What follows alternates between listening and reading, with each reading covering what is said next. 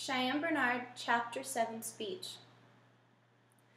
Rape between two people is a sad fact that still happens every day.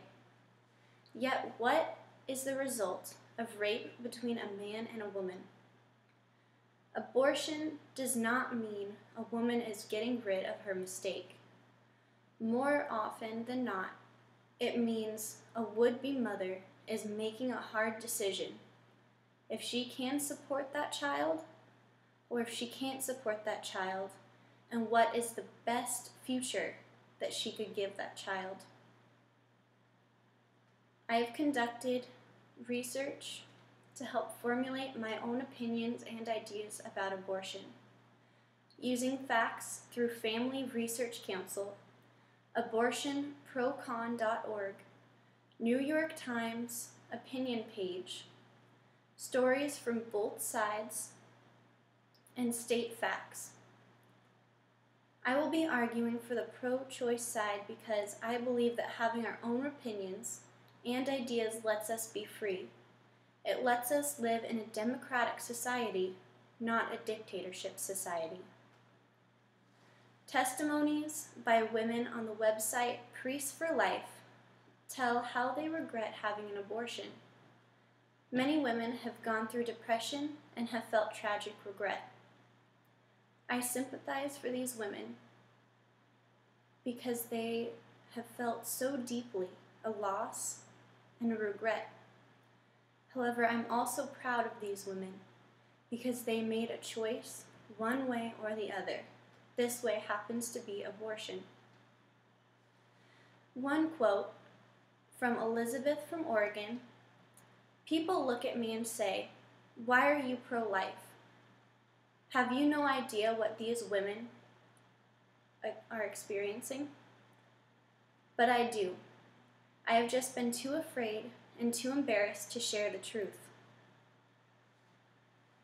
This statistic shows that 1.1 million women in 2008 made the choice for an abortion.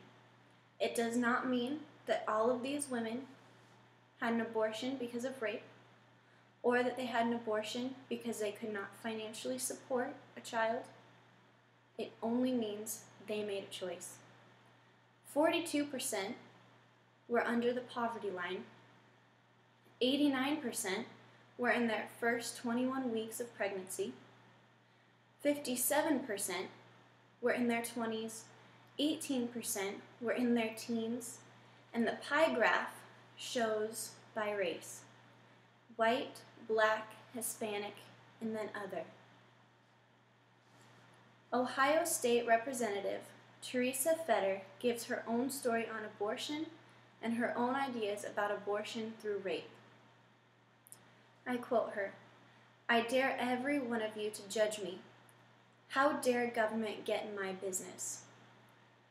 What she's saying is that Ohio is trying to pass a bill or law that would illegalize abortion, that it would take away the women of Ohio's choice for an abortion. And Teresa feels strongly about this because she was raped, impregnated, and had an abortion. That was her choice, one that she does not regret and that she feels strongly about. Another strong quote that she gives: "Our military women who are rape survivors deserve to make their own personal choices." That's a very powerful statement, because women in this country aren't in the military as predominantly as men. And if women can survive rape being in the military, they are a very, very strong woman. And it was at these words that one of Teresa's male colleague lawmakers started to laugh. I find that extremely rude, because how dare somebody laugh at another person's opinion and idea? That baffles me. I can't believe that someone would be that unprofessional. Another baffling idea is how India, a country commonly known for not allowing contraceptives, are allowing women easier and safer access to have an abortion, something that America is falling behind on. America is the land of the free, but yet our freedoms and choices are being taken away from us. That's a little concerning, I would say. 77% of our lawmakers are male. 100% of those male lawmakers will never be pregnant. They will never make the choice of having an abortion, adoption, or keeping their child. They can discuss with their wives and their girlfriends about these choices, but in the end, it is the woman's choice. And yet these lawmakers want to tell us what to do with our bodies. That's not a fair statement at all. I am asking you who agree with the pro-life choice. Take a look at the perspectives from a woman who was raped. As a nation, if our women are told abortions are illegal, you're not allowed to have one, if you do, there will be consequences. Well, if you're raped and you cannot love that unborn child, what are you going to do? You're going to be emotionally and mentally scarred every time you look at that child. You could give that child up for adoption, but if that child ever knows they were conceived through evil, how would you feel if that was your child? Why would you want to cause them emotional pain? Also, take a look at the opinions and the heartache through a woman who cannot financially support a child. That leads me to my second visual. This is a picture of a woman holding her starving, possibly dying child in her arms because she was not able to have an abortion.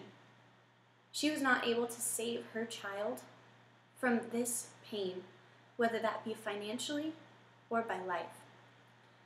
When as a society have we stopped caring more about our starving and our sick in this country than we care more about a cluster of cells that does not yet have a heartbeat or a brainwave, that is still forming, not yet living? Ask yourselves, what are we doing to help our starving? And then ask yourselves, what are we doing to help end abortions? A pretty uneven representation there.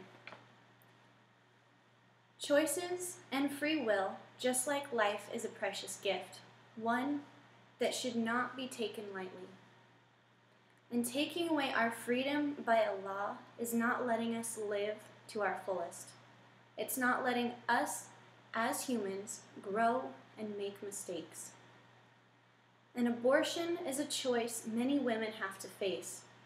Whether they decide to have an abortion or not, it is their choice.